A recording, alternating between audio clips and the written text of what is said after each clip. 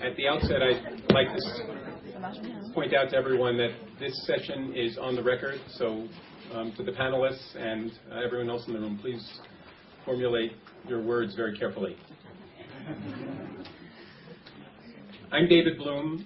I'm on the faculty at the Harvard School of Public Health, and I have the pleasure of moderating this session, which will run for 1 hour. We have a very distinguished panel at our disposal today. I'll introduce them in a moment. But first, just a few bits of information to set the stage. We live in a world in which 58 million people will die this year. That's all deaths from all causes, all countries. About 10% of those deaths are attributed to 3 ongoing pandemics: HIV/AIDS, malaria, and tuberculosis. We're going to hear in the next few minutes about the extent to which infectious disease deaths from these sets of causes are preventable. We're going to hear about what we're doing in the global prevention and treatment campaigns with respect to these diseases and how well those campaigns are working.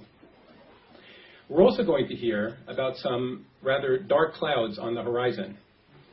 I'm talking here about clouds that take the form of new infectious diseases, perhaps even infectious diseases we haven't even begun to dream about.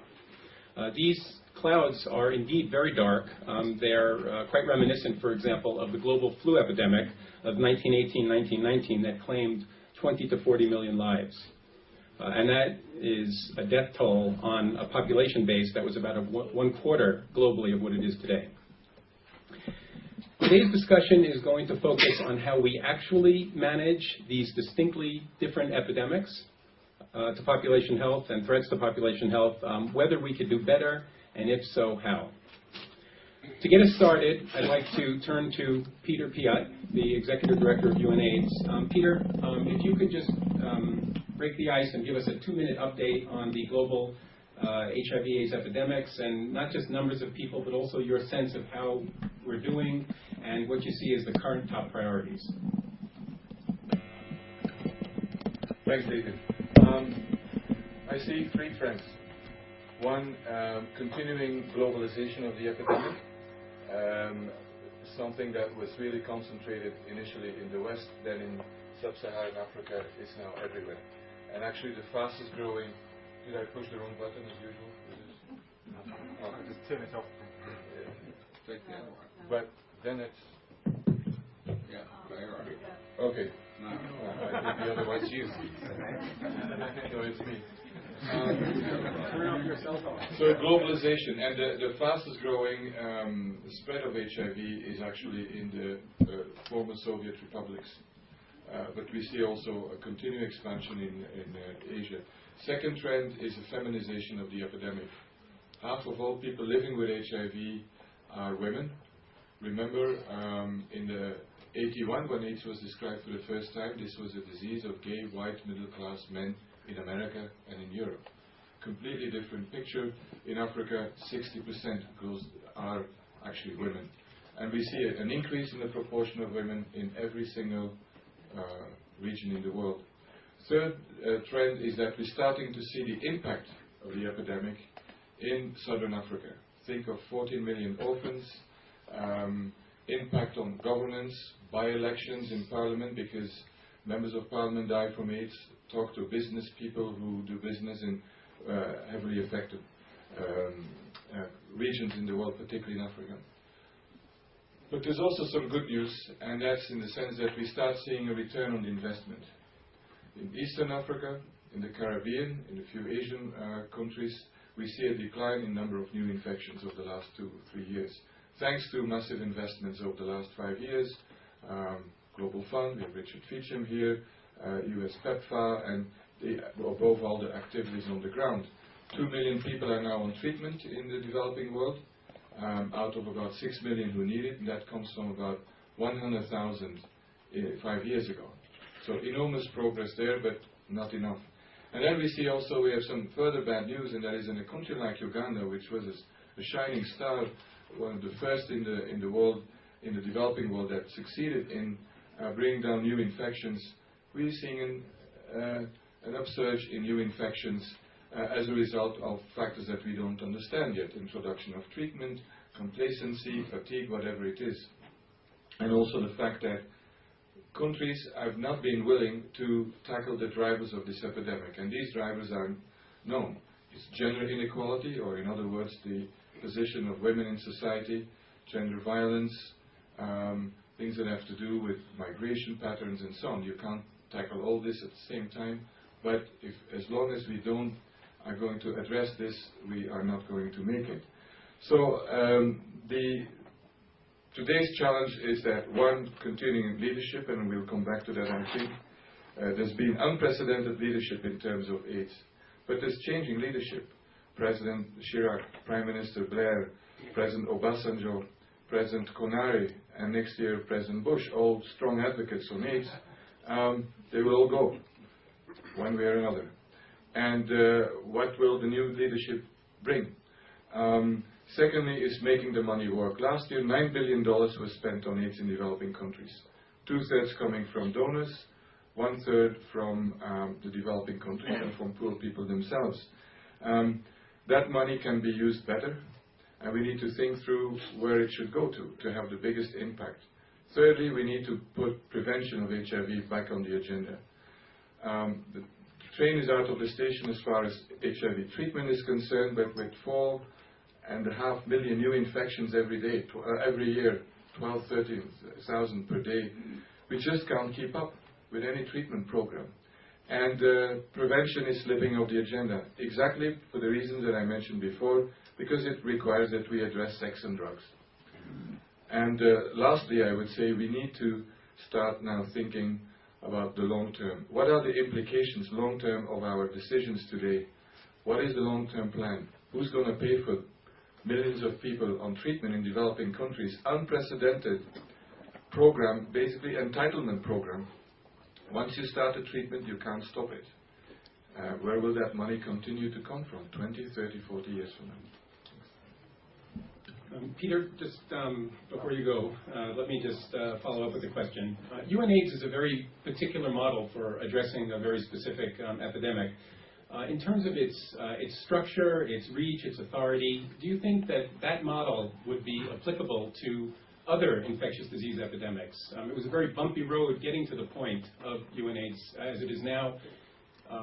Would you have done anything differently? Just what mistakes have we made? What can we learn from the past? Well, ironically, we're taking now as an example of UN reform and something that works well, which makes me worried because it means that the rest is even worse. And that I think it's a good model for a cross-cutting issue, and AIDS is a cross-cutting issue. It's just not only a health problem. I think for gender issues, women's issues, it could be really a good agenda where you have a driver, a champion, and a secretariat, as we call it in bureaucratic terms, but then making sure it's on the agenda of everybody, because that is necessary. But when I look at the history, the biggest difference with today than when UNAIDS was created in '96, when we started, is political leadership. We were created in an environment where there was total denial about AIDS and no leadership. And if I would have done something differently, I would not have spent so much time in getting the figures right and the data and the statistics and better surveillance, because that would not have made any difference. It is the leadership and getting big champions on board in North and South, East and West. And secondly, we had only AIDS scientists, AIDS doctors and AIDS activists who were dealing with AIDS.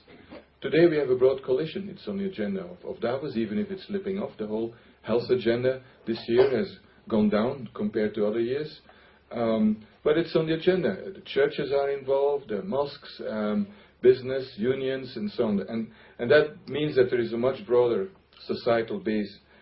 And all that in the beginning means that it was indeed extremely difficult to get AIDS on the agenda. And after a couple of years, when I saw that we weren't making any progress, that's what I concentrated all my efforts on. And I think that has resulted in more money. And 2001, the UN General Assembly Special Session on AIDS was really a turning point. At the time itself, I thought this is another talk show. But 40 presidents, prime ministers went home. They said, I'm going to lead personally the fight against AIDS. This is about the survival of the nation. This goes beyond my Minister of Health. And I think that is something that perhaps we could have done earlier. and we would have then had much more money earlier on. Because with today, $9 billion is only half of what is needed to stop this epidemic. If we would have started with the same kind of commitment and engagement and activities 10, 20 years ago, we would have made enormous progress already and at a much lower cost. It's the price of inaction, the cost of inaction is enormous, and that's what we're stuck with now. Okay, let's bookmark that point because I think we'd probably like to come back to it. Let me now turn to Richard Feacham, Executive Director of the Global Fund to Fight AIDS, TB, and Malaria. Richard, can you round out this discussion by telling us a little bit about where we stand with respect to malaria and TB? Yes, and let me perhaps paint a wider picture to help our discussion. I may not be on. Let me paint a wider picture to stimulate our discussion. Pandemics, particularly viral pandemics, but not only viral pandemics, are going to be a huge issue in the 21st century. And I believe that our current failure and our current inadequacy in relation to identifying and dealing with viral pandemics and other pandemics is one of the leading global public bads in the world today. And the reverse is also true. Developing the preparedness, the response, the containment strategies, the ability to act effectively and early, as Peter has emphasized, is one of the major global public goods for the 21st century. And the consequences of failure here, I believe, will be at least as large as the climate change failures, which we've been worrying about a lot in Davos. I think this is huge in the 21st century, and we've got to take it extremely seriously. If we look at the pandemic arena today, I think we learn a lot from the big one we have, the emergent one that we should be doing far more about than we are today, and the one we fear next week. The big one that we have, of course, is HIV/AIDS, and Peter has presented the picture very well. It is by far the greatest disaster in recorded human history. It's going to get a lot worse before it gets better. We acted far too little and far too late. For the first 20 years of the known pandemic, 1981 to 2001, we collectively did very little. As Peter has said, in the last 5 years, the response has accelerated enormously. We're now doing a lot more, but that 20 years of inaction has cost us very, very dearly, and acting late and slowly is always much more difficult and much more expensive than acting early and on a big scale. And I think we have to learn a lot from the very clear failures in the international community to deal with this huge viral pandemic that we have and that is going to get worse before it gets better, HIV/AIDS. The second thing we should focus on is what I think of as the emerging pandemic, where we need to do a lot more right now because it is looking very scary and we don't want to make the mistakes we made with HIV/AIDS. And that is multiple drug-resistant tuberculosis and the XDR, the extremely drug-resistant tuberculosis, which is essentially untreatable. These forms of tuberculosis are incubating, are growing, are becoming more common. We see the data from the Soviet Union, the former Soviet Union, and countries in Eastern Europe. We see the data from South Africa. This is alarming data. And we do face a pandemic of either hard and expensive to treat TB, the MDR TB, or essentially impossible to treat TB, the XDR TB. And there needs to be a greatly accelerated and far more effective international response to that pandemic. And thirdly, there's the pandemic we fear. There's the pandemic that we'll hear more about, that is in all our newspapers, the evolution of H5N1 into a pandemic influenza strain that can be transmitted easily among human beings and that is highly fatal even to healthy young adults. I believe, we'll hear from someone more expert than I, but I believe that it's not a matter of whether, it's a matter of when.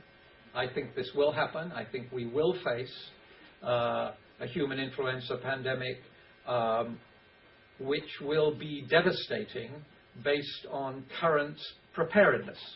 Current preparedness is extremely fragile. If this strain emerges in southern China or Vietnam or Indonesia or wherever it might emerge tomorrow and starts spreading around the world, we are not ready. We are not prepared. The viral pandemic of HIV/AIDS is a chronic pandemic. It has evolved over decades and will continue to do so. The human influenza pandemic is an acute pandemic. It will kill tens of millions of people very quickly, and it will spread very fast. And in the title of this session is the idea that we will all hibernate in response to that. And I think that's absolutely right. We will all hibernate in response to that. And therefore, normal economic activity and normal human interaction will come to an abrupt stop. So that's my sense of where we are, and I think we need to learn very urgently the lessons from our failures in the early part of the HIV/AIDS pandemic, and we need urgently to put in place a far strengthened international architecture to detect early, to respond early and effectively, and to contain. Okay. Thank you. So from Peter and Richard, we've basically heard some good news, some bad news, some regrets, some lessons learned. Richard actually raised the issue about some new threats that are potentially more sinister because they're not yet on sort of the center of the radar screen. And what I'd like to do now is turn to Neil Ferguson, a professor of mathematical biology at Imperial College, to basically tell us about the various diseases that you are currently losing sleep over. Not losing sleep. Perhaps I'll start just putting pandemics into context, because the word is used a lot, and maybe I'll give a scientific definition. It's really a global epidemic of a novel infectious disease, and it's a novel bit which is important and makes it global. We have epidemics of small scales all the time. And a new disease means typically we have no immunity to it. I'll put a caveat in it. The risks are more than just pandemic flu, though, and the unfolding pandemics. In essence, any new disease which gains the ability to transmit from person to person effectively poses a threat. And as I'll show, we can't always easily identify those threats. HIV and influenza are the ones very commonly identified. Both actually by now have killed comparable numbers of people, not identical numbers. The numbers, particularly for 1918, are somewhat controversial. But there are other threats, and I'll briefly touch on those before really giving an update of where I think we are with the H5N1 situation.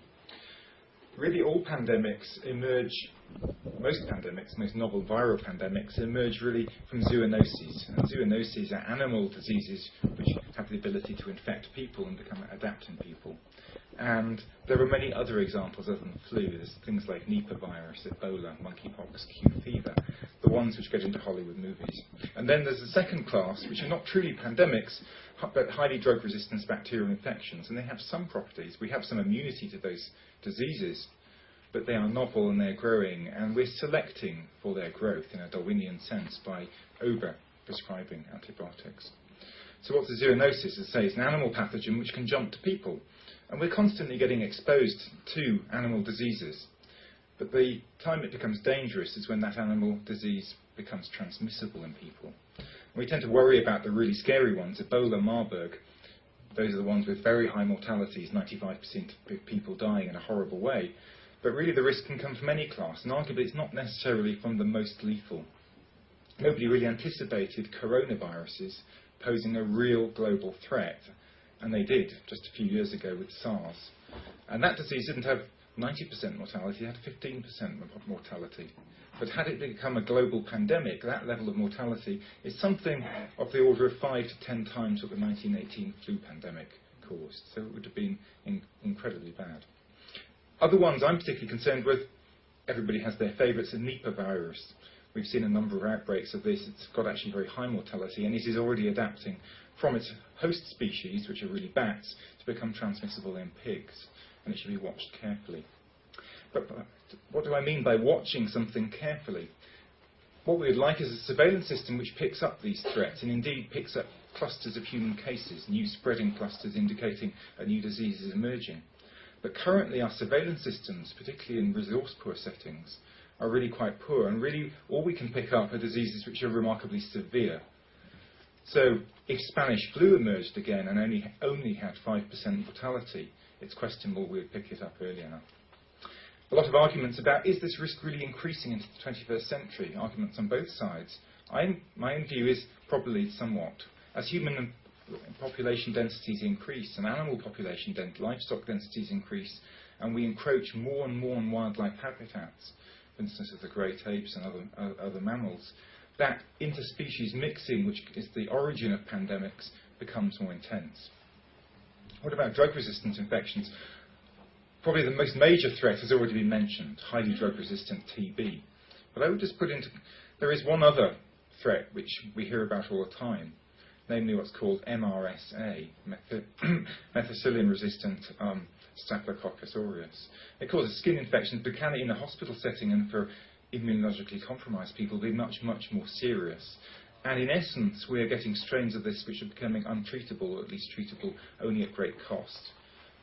Different countries have had very different success stories, but in the UK and US, for instance, 40 to 50% of all staph infections now identified tend to be resistant.